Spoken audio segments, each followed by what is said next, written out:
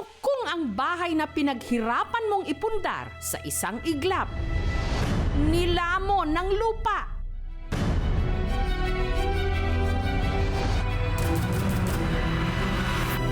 Gaya ng nangyari sa ilang mga kabahayan sa barangay Kantauan sa siyudad ng Naga sa Cebu.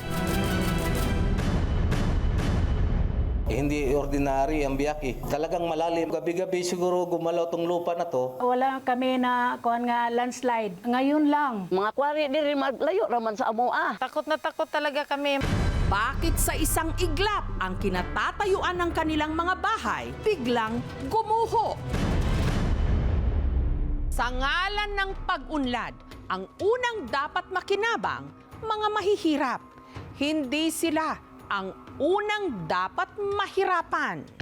Ang mga bahay hindi na ligtas tirhan, kaya ang may 35 mga pamilya sa abandonadong eskwelahang ito sa barangay Kantauan, pansamantalang sumisilong. Si Lola Rosena hindi pa rin makapaniwala na ang bahay na katas ng kanyang dugot pawis nawasak. Dako kung bahay mamoy, ako gayong baboy nga ako nung kabuok nga gibuhi. Gibaligya ko doon nga og gasto sa mga panday. Paghang ayong panday na hindi tindahan ako dihang gamay. Wa na ko nangita nako. Ilak lang kong maayo. Wag may na kong kaon ko sa kadlaw tinod ka usal lang kong kaon. Ayo pagkuan patay mo una kang kakuan sa imong balay. Wa jud ko kwarta mami ka pa tukod. Nitong Setyembre, ipinag-utos ng otoridad na lumikas na mga residente matapos daw makitaan ng mga bitak ang lupa. Kaya ang balikbayan mula Saudi na si Emerson, sa halip na sa bahay dumiretso na taong 2019 pa raw niya huling nakita, sa evacuation na muna. Hindi pa raw ganun kalaki ang sira ng kanyang bahay. Pero ang biyak ng lupa sa palibot nito, lubha na raw napakadelikado. Talagang malalim ang biyak niya. Mayroong mahulog o tao o bata ba ron na parang hindi makuha yung mga lupa sa baba. Dandahan bumaba papunta ng ilog, palalim-palalim ang lupa. Matagal na ako dyan niya. Wala naman kami nakikita na nalang slide yung lupa kahit sobrang ulan. Kadakaganyan na siya. Gayunman, kahit delikado, si Emerson, buwis buhay pa rin pabalik-balik sa kanilang bahay. Naiwan daw kasi rito ang kanyang mga alagang hayop. Mga manok at saka yung mga tanim-tanim doon ni Mrs. titingnan kung wala bang nawala.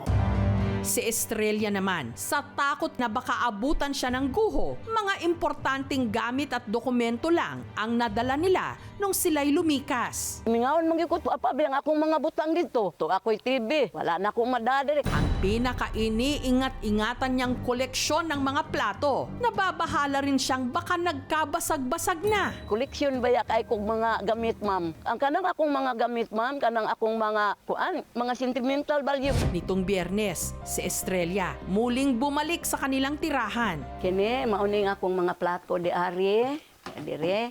Kini mauning akong mga platito, regalo ni sa akong anak. Laking pasasalamat niya na ang kanyang koleksyon buo pa rin. Kini niya din hianing likia ngadto gyud ni, ngadto. Connected na ni di atong balay sa akong anak nga naanasay ni liki dito. Pero bakit nga ba ang mga bahay sa halos isang barangay bigla na lang nilamon ng lupa? Ang hinihinalang dahilan ng ilang residente ang ipinapagawang National Highway ng Department of Public Works and Highways sa Region 7, ang Metro Cebu Expressway. Matagal na ako dyan niya. Wala naman kami nakikita na nalang slide yung lupa kahit sobrang ulan. Ngayon na ginagawa ngayon ng Metro National Highway Express, nakaganyan na siya. Ang Metro Cebu Expressway layong makonekta ang katimugang bahagi ng probinsya sa mga bayan sa Northern Cebu. 2018 nung sinimula ng construction nito. It will shorten the travel time from Naga to Danau City. They are giving us the idea all about the project. As to the details and to the technicalities and to the legworks, sila na ho ang lahat gumagawa. Sa kasagsagan ng paggawa sa highway, ang mga residente meron daw napansin. April 2022, may nakita kami gaming butas sa may Riverside, Porok Ono. April 2023, kalaki na yung mga butas. Sungkat na nga 8 feet, delikado na. Hanggang nitong Setyembre, nagdesisyon na ang lokal na pamahalaan ng Naga na ilikas sa mga residenteng nakatira malapit sa ginagawang highway.